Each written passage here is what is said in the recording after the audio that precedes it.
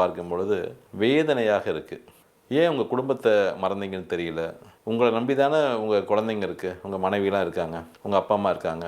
ஏன் அந்த ஞாபகம் கொஞ்சம் கூட வரலையா? அப்படி என்ன இந்த போதைக்கு நம்ம அடிமையாகணுமா? சரி, எப்படியோ அடிமையாயிடுச்சு. ஏன்னா இன்றைக்கி நல்லதுனாலும் குடி போதை தான், கெட்டதுனாலும் போதை தான். சந்தோஷமாக இருந்தாலும் போய் ட்ரிங்க்ஸ் சாப்பிட வேண்டியது, சோகமாக இருந்தாலும் ட்ரிங்க்ஸ் சாப்பிட வேண்டியது. சச்சின் டெண்டுல்கர் 100 ரன் அடித்தாலும் ட்ரிங்க்ஸ் சாப்பிடுவாங்க சந்தோஷத்தில். டக் அவுட் ஆனாலுமே ஐயோ டக் அவுட் ஆகிட்டேன்னு சொல்லிட்டு ட்ரிங்க்ஸ் சாப்பிட்றது. என்ன பண்ணுறது? அந்த அளவுக்கு தான் இன்றைக்கி மனநிலை இருக்குது. நிறைய பெண்களுடைய கண்ணீர், மனசுக்குள்ள அவ்வளோ ஒரு வேதனை இந்த குடிபோதையால். குடும்பத்தில் நிம்மதி இல்லை, குடும்பத்தில் சந்தோஷம் இல்லை, பண தட்டுப்பாடு, பண குறைபாடு, கடன் தொல்லை, கடன் பிரச்சனைகள், வேலைக்கு போக முடியல. இந்த குடிபோதையால் உடல்நலம் முழுவதுமாக பாதிக்கப்படுது. எல்லா வியாதியுமே வந்துடுது, நரம்பு தளர்ச்சி வந்துடுது, கண் பார்வை போயிடுது, பக்கவாதம் வந்துடுது, உடல் பருமன் ஆகிடுது.